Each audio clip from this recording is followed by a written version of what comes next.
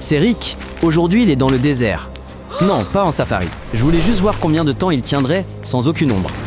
La température ambiante est de 49 degrés. La surface du sable avoisine les 70 degrés. Rick porte des vêtements légers et un sac à dos. À l'intérieur, une couverture réfléchissante, une bouteille d'eau, un panneau solaire et un condenseur artisanal. Rick veut extraire l'humidité de l'air. Il espère que la température et l'humidité seront favorables. Mais l'air est sec, comme de la poussière. Rick doit tenir toute la journée. Au bout de 10 minutes, la peau de ses épaules est chaude. Ses cheveux s'imprègnent de sueur. LS évapore immédiatement. Rick marche lentement, évitant de surcharger son organisme. Il ne trouve aucune ombre. Le sable réfléchit la chaleur d'en bas. Rick sort un réflecteur argenté. Il le déploie au-dessus de lui, comme un auvent. Dessous, la température est un peu plus basse. L'air est néanmoins chaud. Rick installe un panneau solaire. Il branche un condensateur. Il vrombit et commence à aspirer l'air. Si les conditions le permettent, les premières gouttes d'eau tomberont. La langue devient rêche, les muqueuses s'assèchent. Rick a bu toute son eau en 30 minutes. Il n'a pas résisté. Le corps économise. Moins de salive, moins d'urine. Rick creuse un trou avec ses pieds. C'est un vrai moyen de réduire la chaleur. Sous le sable, la température baisse. Rick s'allonge dans la fosse et se couvre. Il fait toujours chaud sous la couverture, mais le soleil brûle moins. La sueur continue de couler, sans cesse, évaporée instantanément. Une lourdeur apparaît, le pouls s'accélère, la poitrine lui fait mal. L'eau ne parvient presque plus au corps et la soif devient insupportable. Rick urine dans la bouteille, il sent. Il n'y a presque pas d'odeur. Le corps désactive le superflu. Il boit une gorgée. Le liquide est tiède, saumâtre, avec un arrière-goût amer. Ce n'est pas mortel, mais il y a trop de sel dans ce liquide. Les reins sont très sollicités, et le corps perd encore plus d'eau. Rick prend une autre gorgée et pose la bouteille. Cela n'aide pas du tout. Rick perd de l'humidité par la transpiration, la respiration et les muqueuses. Cela arrive constamment. Le condenseur fonctionne, mais n'a toujours pas donné une seule goutte. Rick tente de l'enterrer sous le niveau du sable pour refroidir l'entrée d'air. 15 minutes plus tard, un déclic. Des gouttes apparaissent dans le filtre. Rick approche un couvercle et attend. 1 minute après, un fin film d'eau apparaît à l'intérieur. Et Rick le lèche.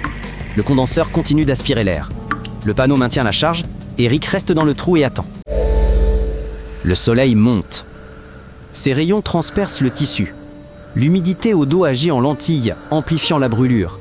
Ses épaules rougissent, ses aisselles brûlent. Rick pose un drap, mais la toile est déjà brûlante, les vêtements collent à sa peau. Chaque mouvement est douloureux. L'air est immobile, la sueur ne perle pas. Sa peau tente de se défendre, la chaleur est trop forte. Chaque contact lui brûle la peau. Rick serre ses paumes contre sa poitrine. Seul ce geste l'apaise. Il commence à trembler. C'est une réaction paradoxale d'un corps en surchauffe. Sa température frôle les 40 degrés, mais le cerveau a froid. Rick se recroqueville dans la fosse, la chair de poule. Le corps ferme les vaisseaux superficiels pour protéger son noyau. Ses dents claquent. Il fait 50 degrés dans le désert, mais Rick a froid. Il tire la couverture, la serre contre son cou. Autour, juste une lumière vive et la chaleur. Rick essaye de se lever et tombe. Sa jambe le lâche d'abord, puis ses doigts.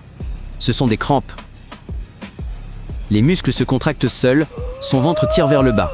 Rick se tord, serre les poings. Perte de sodium, déshydratation et chaleur. Un mélange idéal pour les spasmes. Il masse sa jambe, puis il s'allonge, espérant que ça passe. Chaque minute lui semble 1 heure. Bouger devient plus difficile. Rick se lève et avance, espérant trouver quelque chose d'utile. 1 minute plus tard, il remarque ses propres traces.